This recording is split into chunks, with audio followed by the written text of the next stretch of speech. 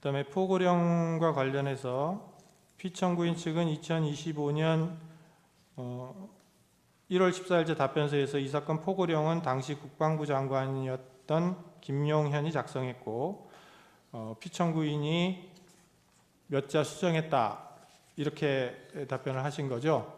피청구인 측에게 묻습니다. 네. 지금 포고령에 대해서는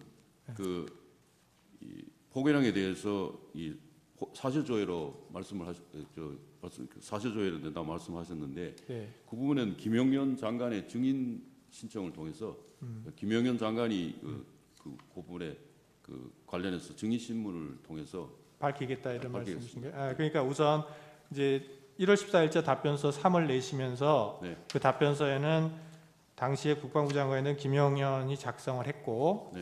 그리고 피청구인이 몇 자 수정을 했다 이렇게 답변하신 게 맞습니까? 맞습니다. 네. 네. 그다음에 그러면 피청구인 측은 이 사건 포고령이 발령되기 전에 피청구인이 포고령을 확인한 것은 맞다 그런 거죠? 그 취지는 맞는데 일부 문구를 수정하는 한도 내에서만 관여했다 이런 말씀이십니까? 그거는 구체적인 것은 구체적인 내용은 김용현 장관 그 증인 신문을 통해서 정확히 서면에 그렇게 써져 있어서 여쭤보는 네, 겁니다. 네. 그 김용현 증인을 물어본 후에 명확하게 답변할 수 있겠다 네, 이런 그렇습니다. 취지십니까? 네, 예. 그 다음에 피청구인 측에서 쓰신 내용입니다. 이 사건 포고령은 그 표현과 달리 국회나 지방의회 정치활동을 전면적으로 금지한 것이 아니라 비상계엄이 유지되는 동안 방한국가적 활동을 못하게 막기 위한 것이다. 이렇게 밝히셨죠.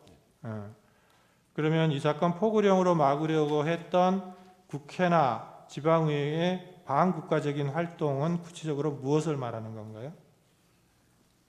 그 포고령에 관련해서는 지금 이 답변서에서 말씀드리는 것은 포고령 자체가 계엄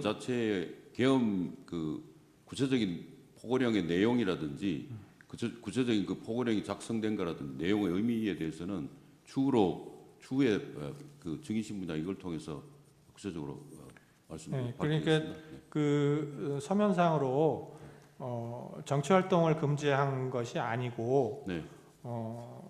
비상계엄이 유지되는 동안에 방한국가적인 활동을 못하게 막기 위한 것이다. 이렇게 서면에 기재를 하셔서 네. 그러면은 도대체 국회나 지방의회의 방한국가적인 활동이라는 게 뭐냐 막으려고 했던 그거를 밝혀달라 이런 말씀입니다. 알겠습니다. 예. 그 포고령의 내용에 대해서 구체적인 것은 그 자체 국회의 정상적인 활동을 제한하고자 포고령이 지금 그 포고령에 있는 것은 아닙니다. 그래서 그 부분에 대해서 정리해서 그러니까 그 이유에 대해서 네, 이유에 대해서 정리해서 구체적으로 서면으로 답변을 해주시기 바랍니다. 그다음에 군경을 이용한 국회 활동 방해 관련해서 피청구인 측에서는 국회에 군경을 투입한 이유나 경위 등에 관한 답변으로 1월 14일자로 답변서 3을 제출하셨죠. 네. 그래서 피청구인이 국회에 군경을 투입하도록 지시한 사실 자체는 인정하신다는 거고 다만 그 목적이 국회 해산이나 기능마비는 아니었다 이런 말씀이신 네. 거죠. 그러면 그리고 또 나아가서 병력을 국회에 투입한 것은 야당의 망국적 행태를 알리기 위한 것이다는 것이죠. 병력을 네. 투입한 거. 병력 투입한 것은 이제 질서 유지로. 그러니까 근데 네, 이제 그런 서면에는 예. 국회에 병력을 투입한 것은 야당의 망국적 행태를 알리기 위한 것이다라고 쓰셔서 그럼 병력을 국회에 투입한 것과 야당의 행태를 알리는 것이 어떤 상관관계가 있는지를 설명해 주셔야 될 것 같은데 그 부분이 안 나와 있어서 네. 그러면 추가적인 그 부분에 대해서는 추가 보충서나 답변서에 예. 보충서면으로 제출하도록 하겠습니다. 그러니까 일단은 써낸 내용에 네, 대해서 제가 질문을 드리는 겁니다. 그거에 대한 설명도 서면으로 보충해서 내주시기 바랍니다. 네. 예, 이상 쟁점 정리를 마치겠습니다. 김용현에 대해서는 정인이 채택되어야 마땅하다는 건 누구나 다 알 수 있습니다. 네. 그래서 오늘 평의가 됐고요. 네. 나머지 5명 중에 4명은 내일 평의를 해서 말씀드리겠습니다. 알겠습니다.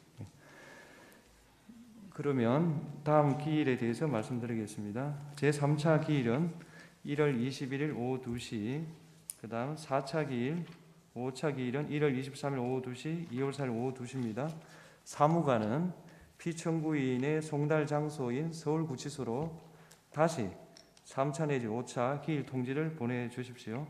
오늘 추가로 6차 기일을 2월 6일 오전 10시부터 하루 종일, 7차 기일을 2월 11일 화요일 오전 10시부터 하루 종일, 8차 기일을 2월 13일 목요일 10시부터 하루 종일 지정하려고 합니다. 원고 쪽 청구인 측 의견은 어떻습니까? 예, 이견 없습니다. 피청구인 측 어떻습니까? 있습니다. 네. 지금 그 피청구인이 어제 체포된 상황에서 저희가 아침부터 저녁까지 이틀 간격으로 하는 거는 충실한 변론을 하기가 힘듭니다. 누가 봐도 일국의 대통령에 대해서 탄핵 심판을 하는데 아무리 형사 절차가 아니라 하더라도 피청구인에게도 인권이 있습니다. 어떻게 그 생각을 해보십시오. 1월 11일과 13일 같은 경우에 12일 하루가 깨 있습니다. 아침 10시부터 저녁 10시까지 신문을 해버리고 나면 그러면 13일 준비는 저희가 그 피청구인 뭐 접견 가는 것도 참 힘든 상황이 돼 있지만 어떻게 변론 준비를 합니까, 재판장님? 이거는 재판의 형식을 취했지만 실질적으로 누가 봐도 피고인의 방어권을 보장하기 위한 재판은 아니라고 생각이 됩니다. 적어도 신문 간격, 길 간격을 좀 넓혀주시고 더군다나 오전부터 시작한다고 오전 오후를 다 하고 나면 변호인들도 로봇가 아닌데 어떻게 그 다음날 준비를 하고 그 다음에 또 와서 변론을 하고 그렇게 하겠습니까?